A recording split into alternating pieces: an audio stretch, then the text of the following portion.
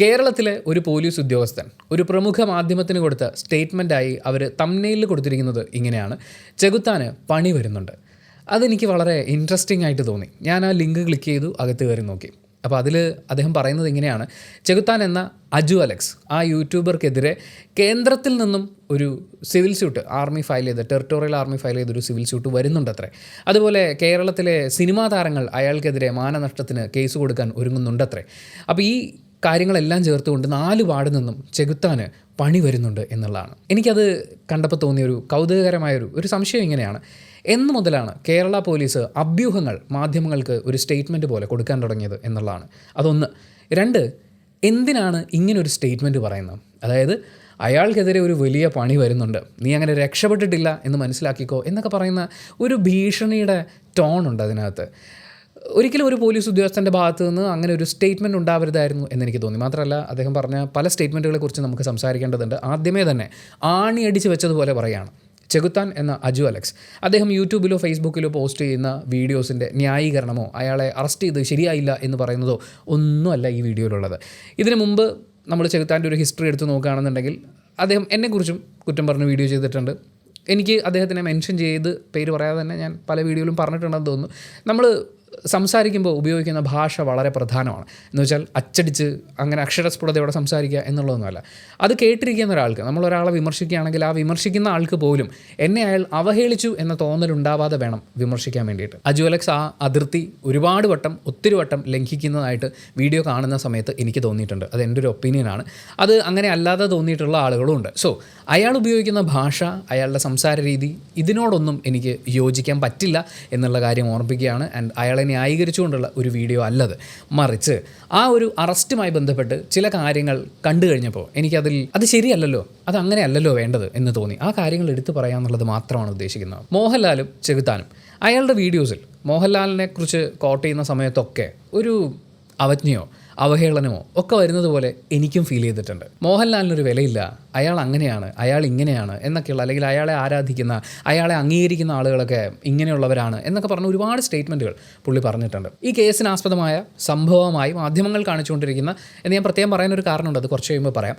എന്തായാലും ഈ കേസിനാസ്പദമായ സംഭവം അത് നമുക്ക് വയനാട് സംഭവിച്ച ഉരുൾപൊട്ടൽ ദുരന്തമായിട്ട് ബന്ധപ്പെടുത്തി തന്നെ തുടങ്ങണം. അവിടെ അത്രയും വലിയൊരു ദുരന്തം ഉണ്ടാകുന്നു, ഒരുപാട് ആളുകൾ ബുദ്ധിമുട്ടുന്നൊരു സാഹചര്യത്തിലേക്ക് വരുന്നു, ഒരുപാട് ജീവനുകൾ നമുക്ക് നഷ്ടപ്പെടുന്നു. അവിടെ രക്ഷാപ്രവർത്തനത്തിനെത്തിയ ടെറിട്ടോറിയൽ ആർമി അവരുടെ സേവനം എടുത്തു പറയാതിരിക്കാൻ പറ്റില്ല. മോഹൻലാൽ ലഫ്റ്റനന്റ് കേണലായിട്ടുള്ള അതേ ബറ്റാലിയനിലെ ആളുകളാണ് അവിടെ സേവനത്തിന്, രക്ഷാ ദൗത്യത്തിനായിട്ട് എത്തിയിട്ടുള്ളത്.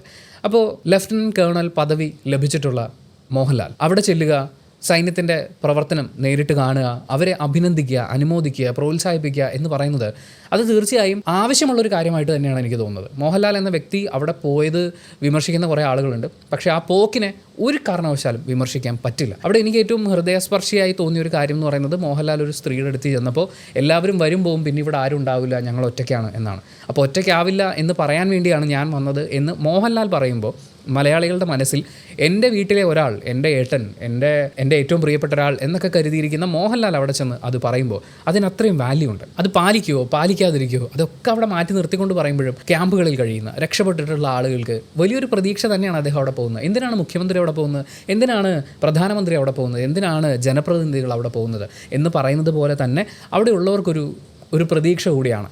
ഇത്രയും ആരാധിക്കുന്ന, ഇത്രയധികം പുരസ്കാരങ്ങൾ കിട്ടിയിട്ടുള്ള ലഫ്റ്റനന്റ് കേണൽ പദവിയുള്ള മോഹൻലാൽ അവിടെ ചെല്ലുമ്പോൾ തീർച്ചയായും അതൊരാവശ്യമാണെന്ന് തന്നെ ഞാൻ പറയുള്ളൂ. പക്ഷേ ചെകുത്താൻ എന്ന യൂട്യൂബ് ചാനലിൽ അജു അലക്സ് പറഞ്ഞിട്ടുള്ള ആരോപണങ്ങളിൽ ഒരേ ഒരു കാര്യം അതെനിക്ക് കുറച്ച് ഇമ്പോർട്ടൻ്റ് ആയിട്ട് ഫീൽ ചെയ്തു. കാരണം മോഹൻലാൽ അവിടെ സന്ദർശനം നടത്തുന്നു, അതിനുശേഷം മോഹൻലാലും മേജർ രവിയും ഒരുമിച്ച് പത്രമാധ്യമങ്ങളെ കാണുന്നു. പട്ടാളക്കാരുടെ ആ യൂണിഫോമിലാണ് അദ്ദേഹം അവിടെ എത്തിയിരിക്കുന്നത്.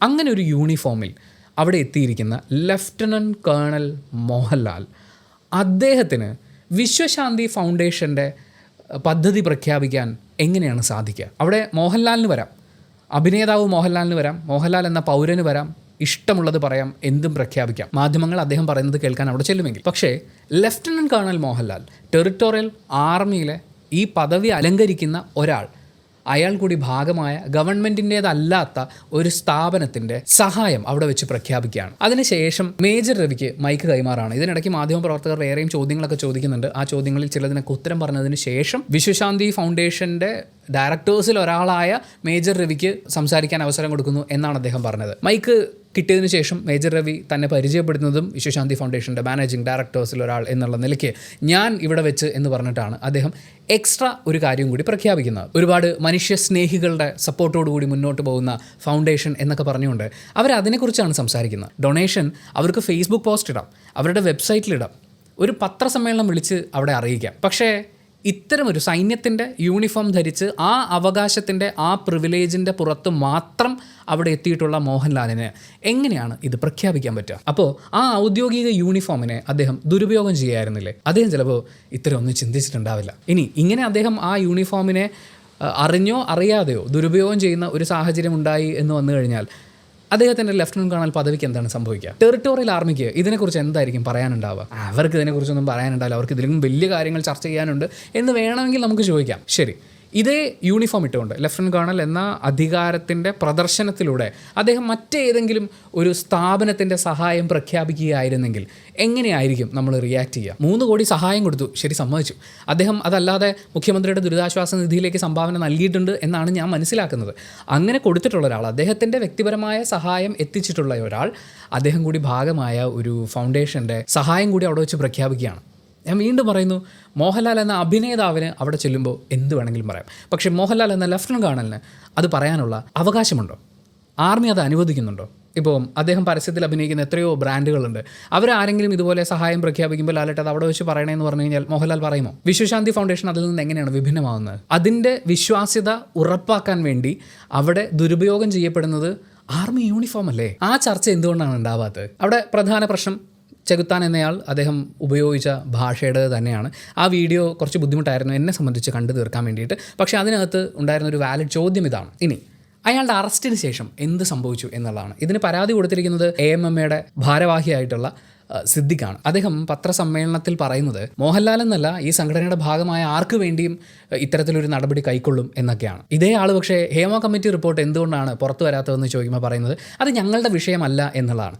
ശരിയാണ്, മലയാള സിനിമയിൽ സ്ത്രീകളാരും അഭിനയിക്കുന്നില്ലല്ലോ, അവരാരും എവിടെയും പരാതികൾ രേഖപ്പെടുത്തിയിട്ടില്ലല്ലോ. ഹേമ കമ്മിറ്റി റിപ്പോർട്ട് സിനിമയുമായി യാതൊരു ബന്ധവും ഇല്ലാത്തതാണല്ലോ.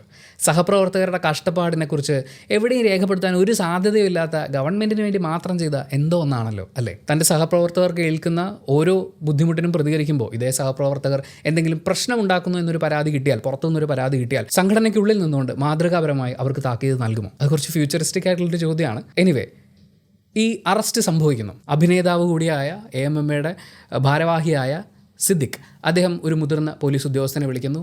അദ്ദേഹത്തിന് കീഴിലുള്ള ഒരാളെ വിളിക്കുന്നു. അവിടെ നിന്ന് ഇങ്ങനെ പാസ് ചെയ്ത് പോലീസ് സ്റ്റേഷനിലേക്ക് എത്തുന്നു. അയാളെ വിളിപ്പിക്കുന്നു, വീഡിയോ ഡിലീറ്റ് ചെയ്യാൻ ആവശ്യപ്പെടുന്നു. അതിനുശേഷം സ്റ്റേഷനിലെത്തുന്നു, അറസ്റ്റ് രേഖപ്പെടുത്തുന്നു. ഈ അറസ്റ്റ് രേഖപ്പെടുത്തി കുറച്ച് സമയത്തിന് ശേഷം സോഷ്യൽ മീഡിയയിലൊക്കെ പ്രചരിച്ച ഒരു ചിത്രമുണ്ട്. ഈ ചെകുത്താൻ സെല്ലിനകത്ത് കിടക്കുന്ന ഒരു ഫോട്ടോയാണ്. അതായത് പോലീസിൻ്റെ ഇരുമ്പഴിക്കുള്ളിൽ കിടക്കുന്ന ഒരു ഫോട്ടോ. എൻ്റെ ചെറിയൊരു സംശയമാണ്, നമ്മുടെ നാട്ടിൽ നമ്മുടെ നിയമപ്രകാരം ഒരാൾ അറസ്റ്റിലായി കഴിഞ്ഞാൽ അയാൾക്ക് സ്റ്റിൽ അവകാശങ്ങളുണ്ട്. അയാൾ പ്രശ്നക്കാരനാണെന്ന് തോന്നുകയോ അയാൾ ഓടിപ്പോകാൻ സാധ്യതയുണ്ടെന്ന് തോന്നിക്കഴിഞ്ഞാൽ പോലീസുകാർക്ക് അവരെ സെല്ലിൽ അടയ്ക്കാനുള്ള അവകാശവും അധികാരവും ഒക്കെ ഉണ്ട്. അയാളുടെ ആരോഗ്യാവസ്ഥ, അയാളുടെ മാനസികാവസ്ഥ തുടങ്ങിയിട്ടുള്ള ഒരുപാട് കാര്യങ്ങൾ കണക്കിലെടുത്ത് തന്നെ വേണം അയാളെ ട്രീറ്റ് ചെയ്യാൻ വേണ്ടിയിട്ട്. അല്ലാതെ നമ്മൾ പഴയ സിനിമയിലൊക്കെ കാണുന്ന പോലെ ഒരു പ്രതിയെ കിട്ടിക്കഴിഞ്ഞാൽ അപ്പം തന്നെ അടിച്ച് കലക്കിക്കളയും എന്ന് പറഞ്ഞ് പേടിപ്പിക്കുക, ശാരീരിക ഉപദ്രവം ഏൽപ്പിക്കുക, അങ്ങനെയുള്ള കാര്യങ്ങളൊന്നും പോലീസുകാർ ചെയ്യാൻ പാടില്ല. ഇതൊന്നും അവിടെ ചെയ്തിട്ടുണ്ടെന്നല്ല ഞാൻ പറയുന്നത്. പക്ഷേ സെല്ലിനകത്ത് കിടക്കുന്ന ഒരു പ്രതിയുടെ ചിത്രം, പ്രതിസ്ഥാനത്ത് എത്തപ്പെട്ട ഒരാൾ, കോടതി വേണം ഇനി തീരുമാനിക്കാൻ അയാൾ കുറ്റവാളിയാണോ അല്ലയോ എന്നുള്ളത്. ആ ഫോട്ടോ എടുത്ത് ആരായിരിക്കും പ്രചരിപ്പിച്ചിട്ടുണ്ടാവുക? പോലീസ് ഡിപ്പാർട്ട്മെൻറ്റിലുള്ള ആരെങ്കിലും ആയിരിക്കുമോ? അങ്ങനെയാണെങ്കിൽ അവർക്ക് മാതൃകാപരമായ ഒരു ശിക്ഷ കൊടുക്കണ്ടേ? അത് പ്രതിയുടെ പ്രൈവസിയെ ബാധിക്കുന്നൊരു കാര്യമല്ലേ? ഇനി അങ്ങനെയല്ല, സെല്ലിൽ കിടക്കുന്ന ആരുടെ ഫോട്ടോയും പ്രചരിപ്പിക്കുന്നതിൽ തെറ്റൊന്നുമില്ല, കുറ്റം ചെയ്തിട്ടല്ലേ എന്ന് പറഞ്ഞാൽ കുറ്റം ചെയ്തോ ഇല്ലയോ എന്ന് തീരുമാനിക്കേണ്ടത് കോടതിയാണ്. ഇവിടുത്തെ കേസ് എന്താണ് എന്നുള്ളതിന് പോലും വ്യക്തതയില്ല. മാധ്യമങ്ങൾ തംബ്നെയിൽ കൊടുക്കുന്നത് ഒന്നാണ്, പോലീസ് ഉദ്യോഗസ്ഥൻ പറയുന്നത് മറ്റൊന്നാണ്.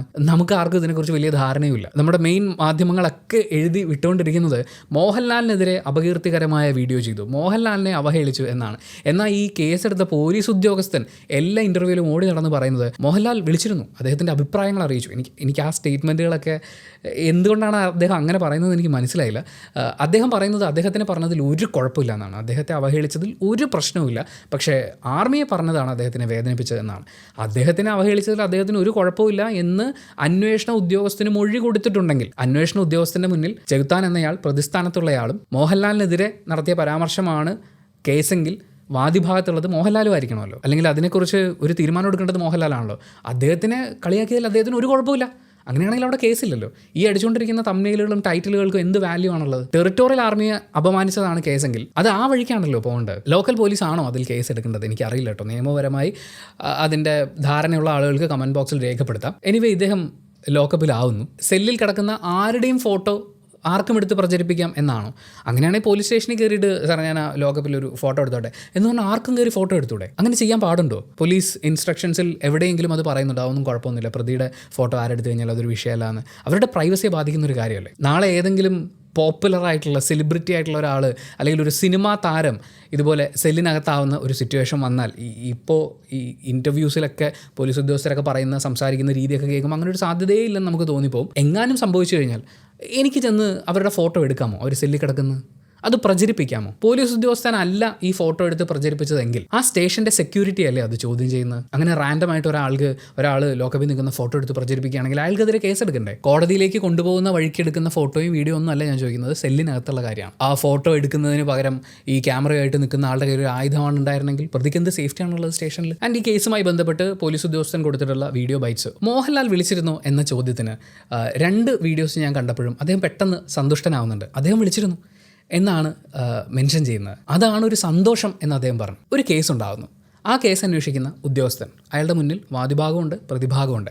അതിലൊരാൾ വിളിക്കുമ്പോൾ സന്തോഷവും മറ്റേയാളെ ഡീൽ ചെയ്യുന്നത് ബുദ്ധിമുട്ടുമാണ് എന്ന് പറയുമ്പോൾ അയാൾ എങ്ങനെയാണ് നിഷ്പക്ഷമായി ഈ കേസിലൊരു തീരുമാനമെടുക്കുന്നു എന്ന് നമുക്ക് മനസ്സിലാക്കാൻ പറ്റുക? നമ്മൾ സിനിമകളിലൊക്കെ കണ്ടിട്ടില്ലേ, ഒരാളെ ഒരു കേസിൻ്റെ ഭാഗമായിട്ട് പിടിച്ച് സ്റ്റേഷനിൽ കൊണ്ടുവരുന്നു, അയാൾക്കെതിരെ പരാതി കൊടുത്ത സമൂഹത്തിൽ ഉന്നതനായ മറ്റൊരാൾ വരുമ്പോൾ ആ സാർ ഇരിക്കൂ എന്ന് പറഞ്ഞ് സ്വീകരിക്കുക, മറ്റേ ആളോട് ദടാ എന്ന് പറഞ്ഞ് ഭീഷണിപ്പെടുത്തുകയും ചെയ്യുന്നു.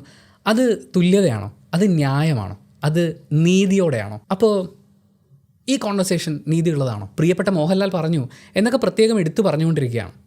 മോഹൻലാൽ പ്രിയപ്പെട്ട ഒരാളാണ്, നമുക്ക് എല്ലാവർക്കും പ്രിയപ്പെട്ട ആളാണ്, അദ്ദേഹത്തിനും അങ്ങനെ തന്നെയായിരിക്കും.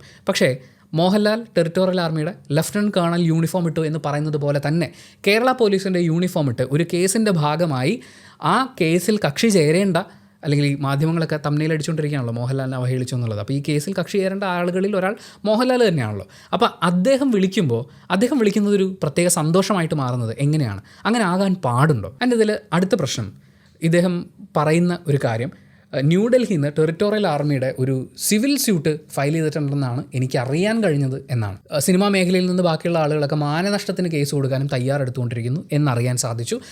ചെകുത്താൻ ഒരു പണി വരുന്നുണ്ട് എന്നുള്ളതാണ്. ഒന്ന്, ഈ പറഞ്ഞ കേസുകളൊന്നും രജിസ്റ്റർ ചെയ്യപ്പെട്ടിട്ടില്ല. രജിസ്റ്റർ ചെയ്യപ്പെട്ട് അത് ചെകുത്താൻ അല്ലെങ്കിൽ അജു അലക്സ് അദ്ദേഹം അറിഞ്ഞ് അങ്ങനെ ആകുമ്പോഴാണല്ലോ അതിനൊരു ഒഫീഷ്യൽ മാനം കൈവരുന്നത്. അതല്ലാതെ വരുന്നുണ്ട് കേട്ടോ അങ്ങനെ സൂക്ഷിക്കേണ്ട, ഒരു പണി വരുന്നുണ്ട് എന്നൊക്കെ മുന്നറിയിപ്പ് കൊടുക്കൽ അത് പോലീസിൻ്റെ ജോലിയാവുന്നില്ലല്ലോ. ഒരു സുരക്ഷാ ഭീഷണിയൊക്കെ ആണെങ്കിൽ നേരത്തെ വിളിച്ച് പറയാതെ നിങ്ങൾക്കെതിരെ ഒരു വലിയ പ്രശ്നം വരാനായിട്ട് നിങ്ങളൊന്ന് കരുതിയിരിക്കണം എന്നുള്ളത് അതൊരു മുന്നറിയിപ്പ് കൊടുക്കലാണ്. പക്ഷെ അങ്ങനെ അല്ലല്ലോ ഇവിടെ ഒരു കേസാണല്ലോ വരുന്നത്. ആർമി അങ്ങനെ ഒരു കേസ് എടുക്കുന്നുണ്ടെങ്കിൽ ഓഫ് കോഴ്സ് അത് വളരെ സ്ട്രോങ് ആയിട്ടുള്ളൊരു കാര്യമായിരിക്കും. അത് ഡീൽ ചെയ്യുന്നതും ആ രീതിയിലായിരിക്കും. അത് ആരും അറിയുന്നതിന് മുമ്പേ ഒരു അഭ്യൂഹം എന്ന രീതിയിൽ എങ്ങനെയാണ് ഒരു പോലീസ് ഉദ്യോഗസ്ഥന് സംസാരിക്കാൻ പറ്റുക? മാനനഷ്ട കേസ് വരാനുണ്ട് എന്ന് ഭീഷണിയുടെ സ്വരത്തിൽ സംസാരിക്കാൻ ഒരു പോലീസ് ഉദ്യോഗസ്ഥന് എങ്ങനെയാണ് സാധിക്കുന്നത്? അടുത്ത പ്രശ്നം, ഇദ്ദേഹത്തിൻ്റെ സ്വഭാവം എങ്ങനെയാണ്? സഹകരണമൊക്കെ കറക്റ്റായിരുന്നു എന്ന് മാധ്യമ പ്രവർത്തകൻ ചോദിക്കുമ്പോൾ അയാളുടെ സ്വഭാവം എല്ലാവർക്കും അറിയാലോ, ഈ യൂട്യൂബിലൊക്കെ എല്ലാവരും കാണുന്നതല്ലേ എന്ന് അദ്ദേഹം പറയുന്നുണ്ട്. നമ്മളിപ്പോൾ സിനിമകളിലൊക്കെ കണ്ടിട്ടില്ലേ, ചില നാട്ടിൻപുറങ്ങളെയൊക്കെ പോർട്രേ ചെയ്യുമ്പോൾ പ്രത്യേകം ചെയ്യുന്നതാണ്. അപ്പുറത്തെ വീട്ടിലെ സുമയുടെ മോൾ എങ്ങനെയുണ്ട് എന്ന് ചോദിച്ചാൽ, ഒരു കല്യാണക്കാര്യത്തിന് വേണ്ടിയിട്ടാണെന്നൊക്കെ ചോദിച്ചു കഴിഞ്ഞാൽ അവളുടെ സ്വഭാവം അറിയാലോ, നിങ്ങൾക്കൊക്കെ അറിയാവുന്നതല്ലേ, എല്ലാവരും കണ്ടും കേട്ടൊക്കെ അറിഞ്ഞിട്ടുള്ളതല്ലേ എന്ന് പറയുമ്പോൾ അവരുടെ സാമൂഹ്യ ചുറ്റുപാട്, ആ സാമൂഹ്യ അന്തരീക്ഷം, പിന്നെ അവരുടെ വിദ്യാഭ്യാസം, അങ്ങനെയുള്ള ഒരുപാട് കാര്യങ്ങൾ, അവരുടെ സംസ്കാരം, അങ്ങനെ ഒരുപാട് കാര്യങ്ങൾ അവിടെ അവർ പോർട്രേ ചെയ്ത് വെക്കുന്നുണ്ട്. ഒരു പോലീസ് ഉദ്യോഗസ്ഥനോട് ചോദിക്കുമ്പോൾ അദ്ദേഹം പറയാണ് അയാളുടെ സ്വഭാവമൊക്കെ അതൊക്കെ നിങ്ങൾക്ക് അറിയാമല്ലോ എന്നുള്ളത്. നിങ്ങളോട് സഹകരിച്ചോ? അയാളുടെ പെരുമാറ്റം എങ്ങനെ ഉണ്ടായിരുന്നു എന്ന് മാധ്യമപ്രവർത്തകൻ ചോദിക്കുമ്പോൾ പെരുമാറ്റത്തിൻ്റെ സർട്ടിഫിക്കറ്റ് എടുക്കാൻ വേണ്ടിയിട്ടല്ല അയാളെ പോലീസ് സ്റ്റേഷനിലേക്ക് കൊണ്ടുവന്നിട്ടുള്ളത്. കാര്യങ്ങൾ ചോദിച്ചറിയുക, ആവശ്യത്തിനുള്ള തെളിവ് രേഖപ്പെടുത്തുക, അറസ്റ്റ് ചെയ്ത് കസ്റ്റഡിയിൽ കിട്ടാനാണെങ്കിൽ അതിൻ്റെ ഫോർമാലിറ്റീസിലേക്ക് പോവുക, അതല്ലെങ്കിൽ ജാമ്യത്തിൽ അയാളെ വിട്ടയക്കുക. ഇനി കേസ് എടുക്കേണ്ട ആവശ്യമൊന്നുമില്ല എന്ന് ഉദ്യോഗസ്ഥന് തോന്നിയാൽ അത് ആ രീതിയിൽ ഡീൽ ചെയ്യുക. ഈ സ്വഭാവ സർട്ടിഫിക്കറ്റ് കൊടുക്കൽ, പറയൽ, അതെങ്ങനെയാണ് ശരിയാവുന്നത്? അതും യൂണിഫോം ഇട്ട ഒരു ഉദ്യോഗസ്ഥൻ ചെയ്യുമ്പോൾ അത് കുറേ കൂടി വാലിഡ് ആവുകയാണ്. അഗെയിൻ ഒരു ഉദാഹരണത്തിലേക്ക് വരികയാണ്. എ എന്ന് പറയുന്ന വ്യക്തി, അയാളുടെ സ്വഭാവത്തെക്കുറിച്ച് നമുക്ക് 2 പേർക്കും കൂടി ഇരുന്ന് കുറ്റം പറയാം. ഒരു കുഴപ്പമില്ല, നമ്മൾ മാറി ഇരുന്നിട്ട് എൻ്റെ പൊന്നെ അവൻ്റെ സ്വഭാവം നിനക്കറിയാൻ പാടില്ല, അവൻ അങ്ങനെയാണ് ഇങ്ങനെയാണ് എന്ന് പറയാം. വേണമെങ്കിൽ എൻ്റെ കുറച്ച് സുഹൃത്തുക്കളും നിങ്ങളുടെ കുറച്ച് സുഹൃത്തുക്കളും ഒക്കെ ഇരുന്ന് നമുക്ക് വേണമെങ്കിൽ വട്ടം കൂടി ഇരുന്നിട്ട് ചർച്ച ചെയ്യാം. പക്ഷേ ഇങ്ങനെ ഒരു ക്യാമറയും ഓൺ ചെയ്ത് മൈക്കും ഒക്കെ വെച്ചിട്ട് ഞാനിരുന്ന് സംസാരിക്കുമ്പോൾ അവിടെ എനിക്കൊരു റെസ്പോൺസിബിലിറ്റി ഉണ്ട്. എന്നെ കേൾക്കുന്ന, കാണുന്ന അല്ലെങ്കിൽ കാണാൻ തയ്യാറായി സബ്സ്ക്രൈബ് ചെയ്തിരിക്കുന്ന ഒരു വലിയ വിഭാഗം ആളുകളുണ്ട്. അതെനിക്ക് തരുന്ന ഉത്തരവാദിത്വമാണ്. സ്പൈഡർമാൻ്റെ അമ്മാവൻ പറഞ്ഞ പോലെ നിങ്ങൾക്ക് കൂടുതൽ കരുത്ത് കിട്ടുമ്പോൾ അല്ലെങ്കിൽ നിങ്ങൾ കൂടുതൽ കരുത്ത് ആർജിക്കുമ്പോൾ നിങ്ങളുടെ ഉത്തരവാദിത്വങ്ങൾ കൂടി വർദ്ധിക്കുകയാണ്. അതുപോലെ തന്നെയാണ് നിയമം നടപ്പിലാക്കാനുള്ള ഉത്തരവാദിത്വം ലഭിച്ചിട്ടുള്ള ഒരു ഉദ്യോഗസ്ഥൻ എന്ന് പറയുന്നത്, അതും മാധ്യമങ്ങളുടെ മുമ്പിൽ തുറന്നു പറയുന്നത്. ഈ ഒരു കേസുമായിട്ട് ബന്ധപ്പെട്ട് ചെകുത്താൻ അങ്ങനെ തന്നെ വേണം എന്ന് പറഞ്ഞവരുണ്ടാവും, ചിലപ്പോൾ അയാളെ സപ്പോർട്ട് ചെയ്തിട്ടുണ്ടാവും. നിങ്ങളും ഇതിലേതെങ്കിലും ഒരു സ്റ്റാൻഡ് എടുത്തിട്ടുണ്ടാവും ഈ കേസൊക്കെ അറിഞ്ഞു കഴിഞ്ഞപ്പോൾ. പക്ഷേ ഞാൻ സത്യസന്ധമായിട്ട് ചോദിക്കട്ടെ, ഇവിടെ ശരിക്കുള്ള കേസ് എന്താണ് എന്ന് നിങ്ങൾക്കറിയാമോ? ആരെങ്കിലും നമ്മളോട് പറഞ്ഞിട്ടുണ്ടോ? മാധ്യമം ഒരു ഹെഡിങ് കൊടുക്കുന്നു, പോലീസുകാരൊരു കാര്യം പറയുന്നു. ചെകുത്താൻ പുറത്തിറങ്ങിയതിന് ശേഷം കൊടുത്ത ഇൻ്റർവ്യൂസിൽ ചെകുത്താൻ പേടിയുണ്ടോ എന്നുള്ള കാര്യമാണ് ഇവർ ചോദിച്ചുകൊണ്ടിരിക്കുന്നത്. യൂട്യൂബ് എന്ന് പറയുന്നത് അല്ലെങ്കിൽ യൂട്യൂബും ഫേസ്ബുക്കും ഇൻസ്റ്റഗ്രാമും ഒക്കെ അടങ്ങുന്ന സോഷ്യൽ മീഡിയ പ്രൊഫൈലുകളിൽ ഫോളോവേഴ്സിനെ ക്രിയേറ്റ് ചെയ്യുക എന്നുള്ളതും അതുപോലെ തന്നെ അത് മെയിൻറ്റെയിൻ ചെയ്യുക, അതിലൂടെ വരുമാനം ഉണ്ടാക്കുക എന്ന് പറയുന്നത് അതൊരു തൊഴിൽ മേഖലയാണ്. ലോകമെമ്പാടും അംഗീകരിച്ചിട്ടുള്ള തൊഴിൽ മേഖലയാണ്.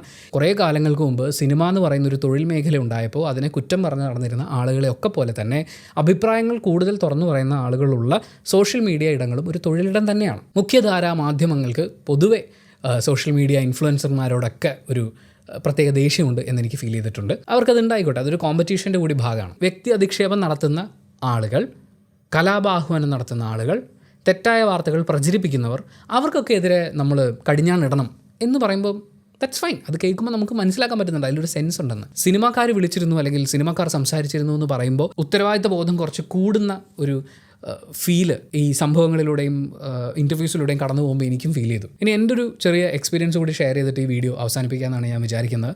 എനിക്കും ഇതേപോലെ സിനിമാ മേഖലയിലുള്ള ഒരാളുമായി ഒരിക്കലൊരു കേസ് ഉണ്ടാകുന്നു. ആ കേസിന് ഞാൻ കംപ്ലയിൻറ്റ് കൊടുത്ത പിറ്റേ ദിവസം എന്നെ പോലീസ് സ്റ്റേഷനിലേക്ക് വിളിപ്പിക്കുകയാണ്. ഞാൻ അവിടെ ചെല്ലുന്നു. അപ്പോൾ ഞാൻ ആർക്കെതിരെയാണോ കംപ്ലയിൻറ്റ് കൊടുത്തത് അയാൾ അവിടെയുണ്ട്. അദ്ദേഹത്തിനെ നേരിട്ട് മീറ്റ് ചെയ്യാൻ എനിക്ക് ബുദ്ധിമുട്ടുണ്ട് എന്നുള്ള കാര്യം ഞാൻ ഓൾറെഡി പോലീസ് സ്റ്റേഷനിൽ പറഞ്ഞിരുന്നതാണ്. പക്ഷേ പോലീസുകാരും കൂടി ഉണ്ടല്ലോ എന്നൊക്കെയുള്ള ധൈര്യത്തിൽ അവർ വിളിപ്പിച്ചു. ചെന്ന് കയറിയ ഉടനെ തന്നെ ഒരു സിനിമ എടുക്കുന്ന ബുദ്ധിമുട്ടിനെക്കുറിച്ച് പോലീസ് ഉദ്യോഗസ്ഥൻ എനിക്ക് ക്ലാസ് എടുക്കുകയാണ്. ഒരുപാട് മോശമായ ഒരു കാര്യമാണ് മൂവി റിവ്യൂ ചെയ്യുക എന്നുള്ളത്. സിനിമ റിവ്യൂ ചെയ്യുന്നവരെയൊക്കെ എന്തോ മഹാപാപികളായി കാണുന്നത് പോലെയാണ് അദ്ദേഹത്തിൻ്റെ സംസാരത്തിൽ നിന്ന് എനിക്ക് മനസ്സിലായത്. എന്തായാലും എൻ്റെ ഭാഗത്തു നിന്നുണ്ടായ വലിയൊരു വീഴ്ചയാണ് മൂവി റിവ്യൂ ചെയ്യുക എന്നുള്ള കാര്യങ്ങളൊക്കെ സംസാരിച്ചതിന് ശേഷം അദ്ദേഹം എന്നെ ഭീഷണിപ്പെടുത്തുകയും തെറി വിളിക്കുകയും ചെയ്ത ആളോട് ഒരു മൃദു സമീപനത്തിൽ ഇങ്ങനെയൊക്കെ ചെയ്യാമോ എന്നുള്ള രീതിയിൽ സംസാരിക്കുകയും ചെയ്തു. എന്നിട്ട് അതിന് ശേഷം പെട്ടെന്ന് പുള്ളി പറയുകയാണ്, ഷെയ്ക്ക് ഹാൻഡ് കൊടുത്ത് ഈ കേസ് നമുക്കിവിടെ അവസാനിപ്പിക്കാം, എന്നിട്ട് നിങ്ങൾക്ക് പിരിഞ്ഞു പോകാമല്ലോ എന്ന്. അങ്ങനെ പോലീസ് സ്റ്റേഷനിൽ വെച്ച് ഒരു ഷെയ്ക്ക് ഹാൻഡിൽ ഒതുക്കാനാണ് അവരുടെ മുന്നോട്ടുള്ള പോക്കെന്ന് മനസ്സിലായി കഴിഞ്ഞപ്പോൾ ഞാൻ പറഞ്ഞു, സാർ ഇല്ല, എനിക്ക് കേസുമായിട്ട് മുന്നോട്ട് പോകാനാണ് താല്പര്യം, അല്ലെങ്കിൽ പരസ്യമായി അദ്ദേഹം മാപ്പ് പറയണം. ഇടയ്ക്ക് വെച്ച് എന്നെ ഒറ്റയ്ക്ക് വിളിച്ചിട്ട് ഇയാൾക്ക് വേണ്ടിയിട്ട് ഒരുപാട് ഉന്നതരായിട്ടുള്ള ആളുകളൊക്കെ വിളിച്ചുകൊണ്ടേയിരിക്കുകയാണ്, നിങ്ങൾ ഇതിൽ നിന്ന് പിന്മാറുന്നതാണ് നല്ലത് എന്നൊക്കെയുള്ള സ്നേഹോപദേശങ്ങളും പോലീസ് സ്റ്റേഷനിൽ നിന്ന് എനിക്ക് കിട്ടുകയുണ്ടായി. എന്തായാലും അങ്ങനെ കേസുമായി മുന്നോട്ട് പോകാം എന്ന് തീരുമാനിച്ചു കാര്യങ്ങൾ മുന്നോട്ട് പോവാണ്. 16 ദിവസങ്ങൾക്ക് ശേഷം പ്രത്യേകിച്ച് ഒരു നടപടിയും പോലീസിൻ്റെ ഭാഗത്തു നിന്ന് ഉണ്ടാവാത്തതിനെ തുടർന്ന് കോടതി മുഖാന്തരം ഈ കേസിൽ ഇടപെടലുണ്ടായപ്പോൾ കോടതി കേസ് അന്വേഷിക്കണം എന്ന് പോലീസ് ഉദ്യോഗസ്ഥർക്ക് നിർദ്ദേശം കൊടുക്കുന്നു. ഈ നിർദ്ദേശം കൊടുക്കുന്നതിൻ്റെ പിറ്റേ ദിവസം രാവിലെ സിറ്റി പോലീസ് കമ്മീഷണർ ഓഫീസിൽ നിന്ന് എനിക്കൊരു വിളി വരികയാണ്, ഉണ്ണികൃഷ്ണൻ നിങ്ങൾ എത്രയും പെട്ടെന്ന് കമ്മീഷണർ ഓഫീസിലേക്ക് വരണം. അപ്പോൾ ഒരു ലേഡിയുടെ സൗണ്ടാണ്. ഞാൻ ചോദിച്ചു എന്താണ് കാര്യം. അപ്പോൾ എനിക്കെതിരെ ഒരു കംപ്ലയിൻറ്റ് വന്നിട്ടുണ്ടെന്നാണ് അവർ പറയുന്നത്. ഞാൻ പറഞ്ഞു, മാഡം എനിക്കെതിരെയല്ല, ഞാനാണ് കംപ്ലയിൻറ്റ് കൊടുത്തത്, കോടതി ഇന്നലെ പറഞ്ഞതേ ഉള്ളൂ ഈ കേസ് അന്വേഷിക്കണമെന്ന്. അല്ല ഉണ്ണികൃഷ്ണൻ, നിങ്ങൾക്കെതിരെയാണ് കംപ്ലയിൻ്റ് ഉള്ളത്, ഒരു സംവിധായകൻ സാമ്പത്തിക തട്ടിപ്പുമായിട്ട് ബന്ധപ്പെട്ട് നിങ്ങൾക്കെതിരെ ഒരു പരാതി തന്നിട്ടുണ്ട്, കമ്മീഷണർ ഓഫീസിലേക്ക് വരണം എന്ന് പറഞ്ഞു. അപ്പോൾ പേരൊക്കെ അന്വേഷിച്ച് കഴിഞ്ഞപ്പോൾ ഞാൻ ആർക്കെതിരെയാണോ കംപ്ലയിൻറ്റ് കൊടുത്തിട്ടുള്ളത് അയാൾ എനിക്കെതിരെ കംപ്ലയിൻറ്റ് കൊടുത്ത ഒരു കാര്യത്തിനാണ് എന്നെ കമ്മീഷണർ ഓഫീസിൽ നിന്ന് വിളിക്കുന്നത്. അതായത് അന്ന് കംപ്ലയിൻറ്റ് കൊടുത്ത് അന്ന് തന്നെ എന്നെ വിളിപ്പിക്കുകയാണ്. 16 ദിവസം മുമ്പ് ഞാൻ കൊടുത്ത അതിനേക്കാൾ ഗ്രാവിറ്റിയുള്ള കേസ് അവിടെയുണ്ട്. എന്തായാലും ഞാൻ വക്കീൽ മുഖാന്തരം ബന്ധപ്പെട്ടപ്പോൾ അദ്ദേഹം അത് വിളിച്ച് സംസാരിക്കുകയൊക്കെയാണ് ചെയ്തത്.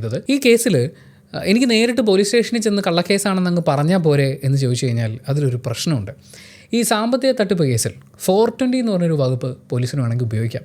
420 എന്ന് പറയുന്ന വകുപ്പ് വരുമ്പോൾ ജാമ്യം കിട്ടില്ല, പിന്നെ നേരെ റിമാൻഡ് പരിപാടികളൊക്കെ ആയിരിക്കും. അതിനുശേഷം കോടതിയിൽ നിന്നാണ് ഞാൻ കുറ്റം ചെയ്തിട്ടില്ല എന്നുള്ള കാര്യം തെളിയിച്ച് എനിക്ക് പുറത്തിറങ്ങാൻ പറ്റുക. അപ്പോൾ വേണമെങ്കിൽ പോലീസ് സ്റ്റേഷനിൽ വെച്ച് ഒരു സന്ധ്യ സംഭാഷണം ആവാം, മര്യാദയ്ക്ക് നീ ഇപ്പം ഈ കേസ് പിൻവലിച്ചിട്ട് പോവുകയാണെങ്കിൽ ഈ മറ്റേ പുതിയ കേസ് നിലനിൽക്കില്ല, അതൊക്കെ നമുക്ക് ഡീൽ ചെയ്തോളാം, മാപ്പ് പറയാനൊന്നും പുള്ളിക്ക് സൗകര്യമില്ല എന്നൊക്കെ പറഞ്ഞു കഴിഞ്ഞാൽ വേണമെങ്കിൽ ഒരു ഹീറോയിസത്തിൻ്റെ പുറത്ത് എന്നെ അറസ്റ്റ് ചെയ്യൂ എന്നെനിക്ക് പറയാം. പക്ഷേ അങ്ങനെ അറസ്റ്റ് ചെയ്ത് കഴിഞ്ഞാൽ സംഭവിക്കാൻ പോകുന്ന കാര്യം എന്താണെന്ന് വെച്ചാൽ ജാമ്യം കിട്ടില്ലല്ലോ. 2 ദിവസമെങ്കിൽ 2 ദിവസം ഞാൻ അകത്തായിരിക്കുമല്ലോ. പുറത്ത് നമ്മുടെ മാധ്യമങ്ങളുണ്ട്. ഒന്നാമതേ ഒരു സോഷ്യൽ മീഡിയ ഇൻഫ്ലുവൻസറെ കിട്ടിക്കഴിഞ്ഞാൽ എഴുതി കൊല വിളിക്കാനുള്ള ആത്മാർത്ഥമായ ആഗ്രഹം ഉള്ള ആളുകളാണ് ഭൂരിഭാഗവും. എന്തിന്? ഒരു പ്രൊഡ്യൂസറിൻ്റെ ചവറ്റുകൊട്ടയിലേക്ക് വലിച്ചെറിയാൻ പോലും യോഗ്യതയില്ലാത്ത സ്റ്റേറ്റ്മെൻറ്റുകൾ എഴുതി കൊടുത്തത് മുഴുവൻ പരമ്പരയായി പ്രസിദ്ധീകരിച്ച മാധ്യമങ്ങളുള്ള നാടാണ് നമ്മുടെ കേരളം. ഇപ്പോൾ ഈ കേസിൽ പോലും ഭയം ഉണ്ടാവണം എന്ന് പറയുന്ന കാര്യം, അല്ലെങ്കിൽ അയാൾ ഭയന്നു എന്നുള്ള കാര്യം ഉറപ്പിക്കാൻ ശ്രമിച്ചുകൊണ്ടിരിക്കുന്ന മാധ്യമങ്ങളാണ്. എനിക്ക് 100% ഉറപ്പുണ്ട്, ഞാൻ സാമ്പത്തിക തട്ടിപ്പൊന്നും നടത്തിയിട്ടില്ല. ഒരുത്തൻ്റെയും കയ്യിൽ നിന്ന് സിനിമയുടെ റിവ്യൂ പറയാൻ വേണ്ടിയിട്ട് ഞാൻ 5 പൈസ വാങ്ങിച്ചിട്ടില്ല. അത് ആ സിനിമയുടെ പിന്നിൽ പ്രവർത്തിച്ച ആൾക്കാരുടെ വോയിസ് മെസ്സേജ് അടക്കം അവരെന്നോട് പൈസ വേണോ എന്ന് ചോദിച്ചപ്പോൾ എനിക്ക് വേണ്ട, ആ പരിപാടി ഞാൻ ചെയ്യുന്നില്ല എന്ന് പറഞ്ഞിട്ട് തന്നെ അവരുടെ ട്രെയിലർ റിയാക്ഷൻ വീഡിയോ ഒക്കെ ഞാൻ ചെയ്തു കൊടുത്തിട്ടുണ്ടായിരുന്നു. നല്ലൊരു സിനിമയായിരിക്കും എന്നുള്ള പ്രതീക്ഷ. ശരിക്കും പറഞ്ഞാൽ എനിക്കെതിരെ ഏറ്റവും കൂടുതൽ ആക്രമണം വന്നിട്ടുള്ള സിനിമകളുണ്ടല്ലോ റിവ്യൂ പറഞ്ഞതിന് ശേഷം, ആ സിനിമയൊക്കെ ഇറങ്ങുന്നതിന് മുമ്പ് ഇതിൽ പ്രതീക്ഷയുണ്ട് എന്ന് പറഞ്ഞിട്ടുള്ള ഒരുപക്ഷെ ഏക വ്യക്തി ഞാനായിരിക്കും. എന്തായാലും എൻ്റെ കയ്യിൽ പ്രൂഫുണ്ട്. എൻ്റെ അക്കൗണ്ട് ഞാനുമായി കണക്ട് ചെയ്യുന്ന എന്നിലേക്ക് എത്താൻ പറ്റുന്ന ആളുകളുടെ ഒന്നും അക്കൗണ്ടിൽ ഈ പറഞ്ഞ കാര്യങ്ങൾക്കൊന്നും വേണ്ടിയിട്ട് 5 പൈസ വന്നിട്ടില്ല എന്ന് എനിക്ക് പ്രൂവ് ചെയ്യാൻ പറ്റും. പക്ഷെ പ്രൂവ് ചെയ്ത് ഞാൻ ഇറങ്ങുന്നതിന് മുമ്പ് നമ്മുടെ മാധ്യമങ്ങളൊക്കെ എന്നെ മിക്കവാറും ഇന്ത്യ കണ്ട ഏറ്റവും വലിയ സാമ്പത്തിക കുറ്റവാളിയാക്കി ചിത്രീകരിച്ച് കഴിഞ്ഞിട്ടുണ്ടാവും. മാത്രമല്ല കേസിൻ്റെ വിധി വരുമ്പോൾ അത് എവിടെയും പബ്ലിഷ് ചെയ്യാൻ തന്നെ സാധ്യതയില്ല. ഇങ്ങനൊരു കേസ് ഞാൻ കൊടുത്തിട്ടുണ്ട് എന്നുള്ള കാര്യം പത്രത്തിൽ വരാൻ പോലും വല്ലാത്ത വിമുഖതയുണ്ടായിരുന്നു. അപ്പോൾ എന്താണ് അവിടെ സംഭവിക്കുക? ആദ്യം പരാതി കൊടുത്ത ആൾ ഞാനാണ്. പക്ഷേ എന്നേക്കാൾ പ്രിവിലേജ്ഡ് ആയിട്ടുള്ള സിനിമ എന്ന് പറയുന്ന വ്യവസായത്തിൻ്റെ ഭാഗമായി നിൽക്കുന്ന ഒരാൾ പരാതി കൊടുത്തപ്പോൾ 16 ദിവസമായി എടുക്കാത്ത എൻ്റെ പരാതിയേക്കാൾ കൂടുതൽ പ്രാധാന്യം ആ പരാതിക്ക് കൈവന്നു. ചിലപ്പോൾ ഞാൻ ഈ പറഞ്ഞ വകുപ്പൊന്നും ഇട്ട് നമ്മളെ പൂട്ടാനുള്ള ശ്രമങ്ങളോ അങ്ങനെയൊന്നും അതിൽ നടക്കാൻ സാധ്യതയില്ല. പക്ഷെ നടന്നിരുന്നെങ്കിൽ, അതാണ് ഈ കോംപ്രമൈസ് എന്ന് പറയുന്ന പോയിന്റിലേക്ക് എന്നെ കൊണ്ടെത്തിക്കാനുള്ള ഏക മാർഗം. അവിടെ വീണ്ടും ഒരുമിച്ച് പ്രവർത്തിക്കുന്നത് പണമുള്ളൊരു വിഭാഗവും അധികാരമുള്ളൊരു വിഭാഗവും ഒരുമിച്ച് ചേരുന്നു എന്നുള്ളതാണ്. എന്നെപ്പോലൊരു സാധാരണക്കാരന് നീതി കിട്ടണമെങ്കിൽ ഞാൻ കോടതിയിലെത്തണം എന്ന സാഹചര്യം അത് ഇനി ഉണ്ടാവാൻ പാടില്ല എന്നുകൂടി തോന്നുന്നതുകൊണ്ടാണ് ഇങ്ങനൊരു വീഡിയോ ചെയ്യുന്നത്. സംഭവിക്കാൻ പോകുന്നത് കേരളത്തിലെ തന്നെ ഏറ്റവും അധികം പണമൊഴുകുന്ന വ്യവസായങ്ങളിൽ ഒന്നാണ് സിനിമ എന്ന് പറയുന്നത്. അവിടെ ഒരു കൂട്ടായ്മയുടെ ഭാഗമായ ഒരു പരാതി വരുമ്പോൾ കേരളത്തിൽ ഏറ്റവും സ്ട്രോങ് ആയിട്ടുള്ള പില്ലേഴ്സിൽ ഒന്ന് തന്നെയാണ് കേരള പോലീസ് എന്ന് പറയുന്നത്. അവർക്കൊരു കേസ് ഉണ്ടാവുമ്പോൾ സിനിമാ മേഖലയിൽ നിന്ന് വരുന്ന ആളുകൾക്ക് കുറച്ച് മുൻതൂക്കം കൊടുക്കുന്ന ഒരു ആറ്റിറ്റ്യൂഡ് ഉണ്ടാവുകയാണെങ്കിൽ തീർച്ചയായും അത് ഭാവിയിലും മുതലെടുക്കപ്പെടും. ഇന്നത് കോണ്ടന്റ് ക്രിയേഷൻ എന്ന് പറയുന്ന ഒരു തൊഴിൽ മേഖലയെ സംബന്ധിച്ചായി, നാളെ ചിലപ്പോൾ മറ്റെന്തെങ്കിലും ആയിരിക്കും. സിനിമാ പ്രവർത്തകർ ഒരുപാട് വ്യവസായങ്ങൾ ചെയ്യുന്നുണ്ടല്ലോ.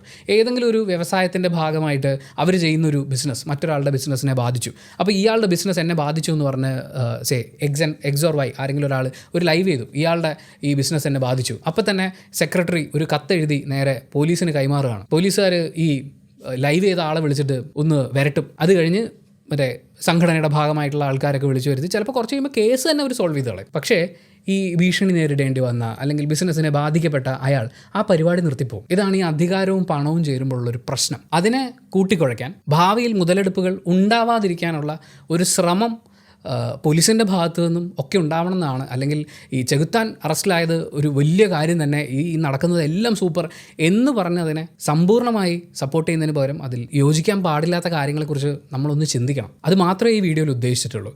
നിയമപരമായി ഒരു കേസ് ഉണ്ടാകുമ്പോൾ ഒരു പോലീസ് ഉദ്യോഗസ്ഥൻ എങ്ങനെ അതിനെ കൃത്യമായി കൈകാര്യം ചെയ്യണമോ അങ്ങനെ കൈകാര്യം ചെയ്യുകയും മറ്റേതൊരു പൗരനും കിട്ടുന്ന അതേ പ്രാധാന്യം വാദിഭാഗത്തും പ്രതിഭാഗത്തും ഉണ്ടാകും എന്നുള്ള കാര്യം ഉറപ്പാക്കുകയും ചെയ്തുകൊണ്ട് ഇത് മുന്നോട്ട് പോവുകയല്ലെങ്കിൽ ഭാവിയിൽ പ്രശ്നങ്ങൾ ഉണ്ടാകും എന്ന് പറയുന്ന എൻ്റെ ഒരു തോന്നൽ പങ്കുവെക്കുക എന്നുള്ളതാണ് ഇതിൻ്റെ ഉദ്ദേശം. ഇതൊരു പേഴ്സണൽ അഭിപ്രായമാണ്. നിങ്ങളുടെ അഭിപ്രായങ്ങൾ ഞാൻ കാത്തിരിക്കുന്നു. കമൻറ്റ് ബോക്സിൽ രേഖപ്പെടുത്തുക.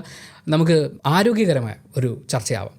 Thank you so much for watching this video. Video ഇഷ്ടപ്പെട്ടാൽ ലൈക്ക് ചെയ്യുക, കമൻറ്റ് ചെയ്യുക, ഷെയർ ചെയ്യുക, സബ്സ്ക്രൈബ് ചെയ്യുന്ന കാര്യം പരിഗണിക്കുക. ആൻഡ് ഞാൻ ഇതിൽ കോട്ട് ചെയ്ത പോലീസ് ഉദ്യോഗസ്ഥനെ അപമാനിക്കുക എന്നൊരു കാര്യം ഇതിനകത്ത് ഉദ്ദേശിച്ചിട്ടില്ല. അദ്ദേഹത്തെ ഏൽപ്പിച്ച ജോലി അദ്ദേഹം ചെയ്യുന്നു, അത് ഞാൻ മനസ്സിലാക്കുന്നു. പക്ഷേ അതിനെ ഭാവിയിൽ യൂട്ടിലൈസ് ചെയ്യാനുള്ള സാധ്യതകളെ ഇല്ലാതാക്കാൻ അദ്ദേഹം അടക്കം ഡിപ്പാർട്ട്മെൻറ്റ് ശ്രമിക്കും എന്ന് പ്രതീക്ഷയോടുകൂടി പീസ്.